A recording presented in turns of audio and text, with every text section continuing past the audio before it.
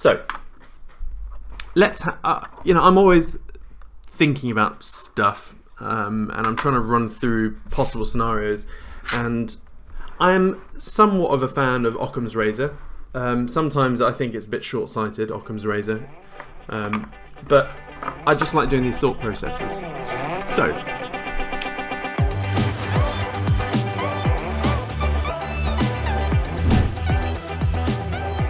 sat in our comfy position where we are now, what is the dollar's biggest threat?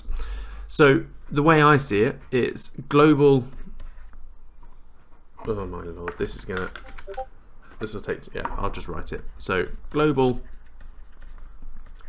de-dollarization, excuse my handwriting, I'm trying to speed write, / stablecoins. So I've covered extensively, the global de-dollarization. It's pretty much every day we're seeing some country not using the dollar for oil transactions, all that sort of stuff. And also stablecoins. Stablecoins, remember, I think, so I don't think Bitcoin is much of a threat to the dollar. I mean, it shows the purchasing power of the dollar declining over time, but it's a different sort of thing.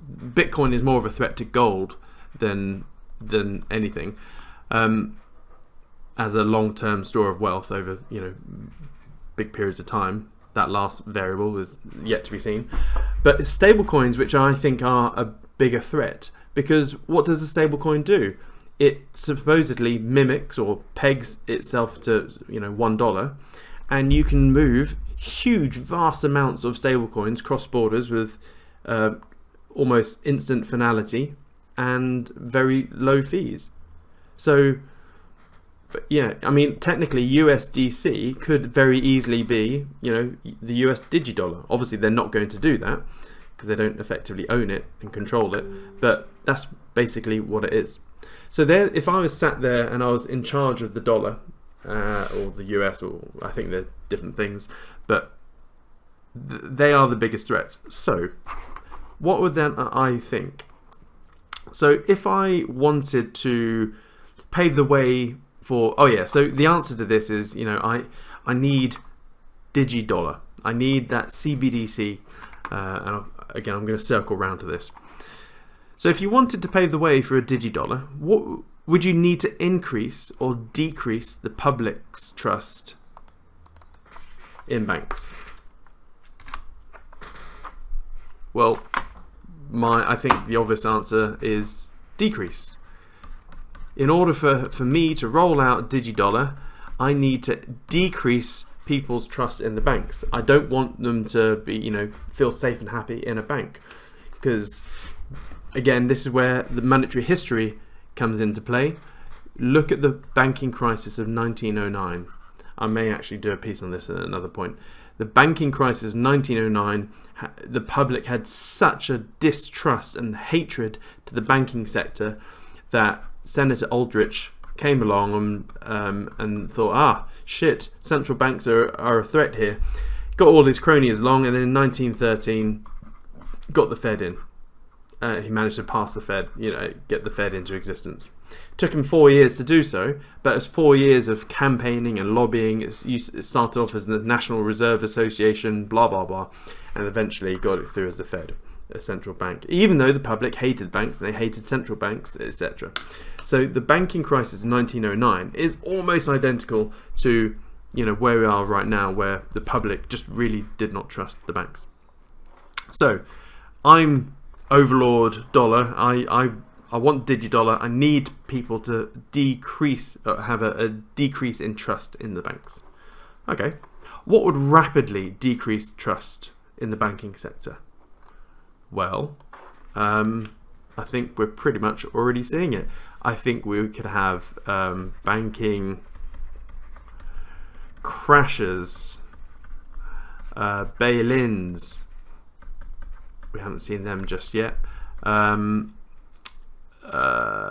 Withdrawal limits or blocks. We're seeing them in some countries.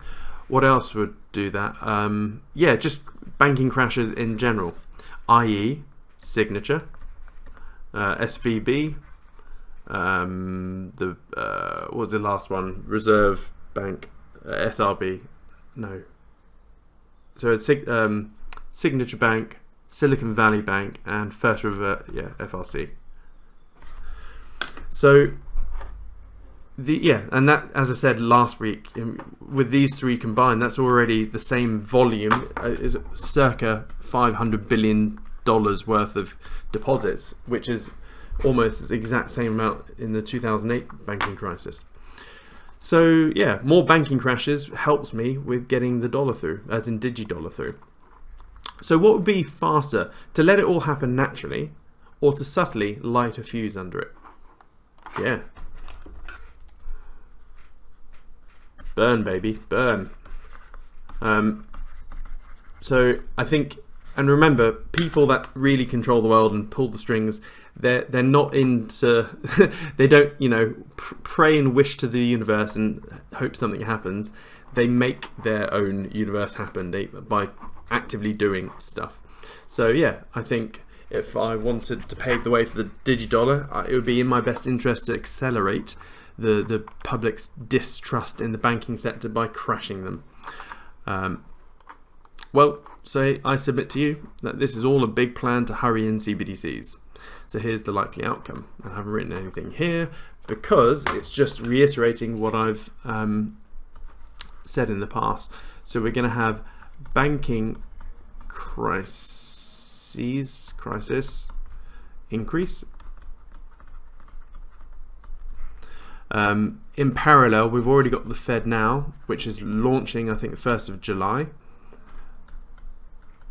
So that's not the CBDC, but that's part of the infrastructure which the CBDC will be using. We need to have a bank run. We need people to really stress about their money, and we're seeing that already with regional banks. Regional bank outflows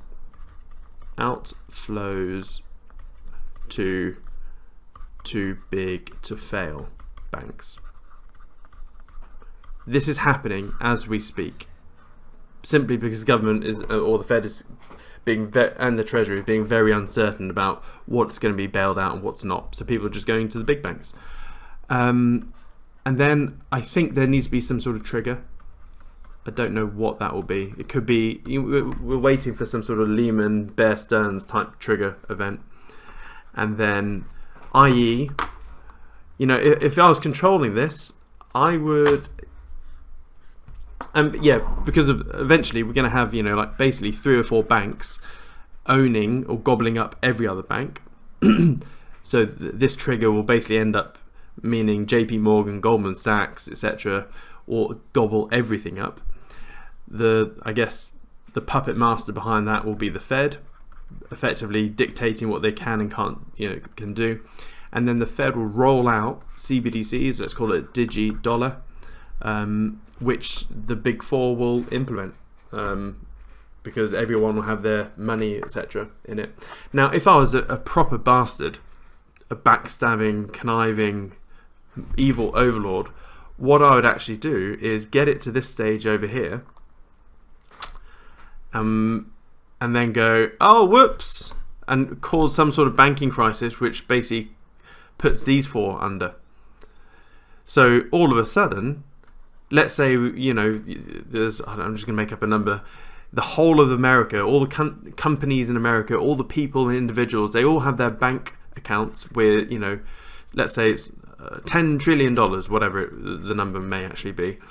All of a sudden, these go bust, and everyone's like, oh shit, where's my money? Where's, I've got 100 grand in the bank. That's technically gone. Well, guess what?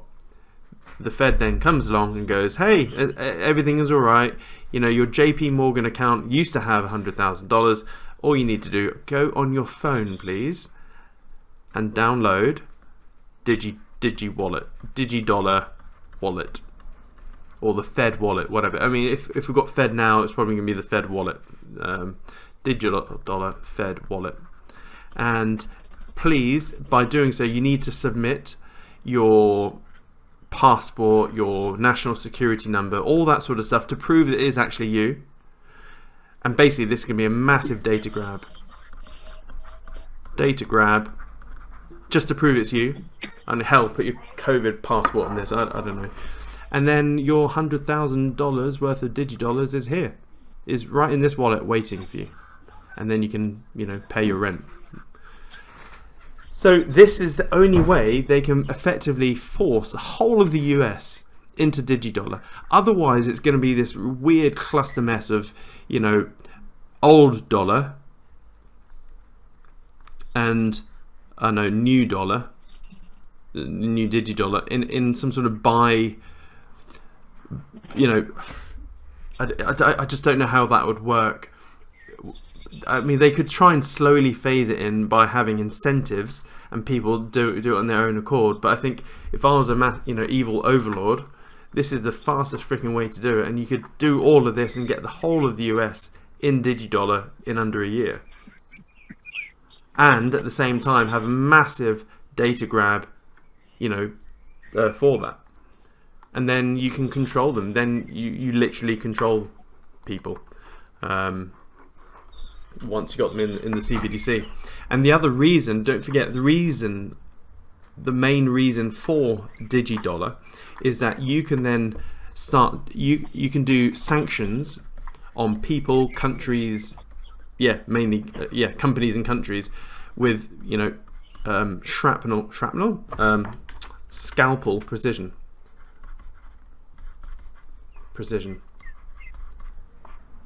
And you can do climate lockdowns, you can do all sorts of stuff. And everything I've mentioned before with all the tinfoil type stuff that I've sort of talked about. But to me, this is like the most obvious thing to do. If I was in charge of the Fed, had no morals, I didn't really care about, all of this stuff. And it was the only way to really protect the power mechanism. As in, the dollar controls everything, so if everyone's on Digi-Dollar, I don't need to just threaten to take you off SWIFT or the dollar payment network, etc. I literally I can confiscate your money with a click. Or just turn it off, or just not let you buy it, or force... Oh, here's the other thing. All these big countries are doing de-dollarization and going, hey, look, we're not going to do oil transactions in the dollar anymore. Well, they can turn off what that country can do with the dollars that they do own and go, okay, well, you can either do oil transactions in the dollar or the other $100 billion worth of dollars you have will just not work anymore. And basically it's holding them to monetary gunpoint. So that's where I see things. That's just me. So then it all leads to, what does this mean for Bitcoin? I think where this leads for Bitcoin is, I think initial shock of banks will, stocks will then plummet, obviously, especially all the big banks or any regional bank that's going to go bust. So that initial shock, I think, will bring everything down, all cryptos and Bitcoin. But I do think there's going to be some sort of springboard where Bitcoin just goes, ha, yes, finally, because banking crisis is, I think, a good thing for Bitcoin. So yeah, that's my little take for today.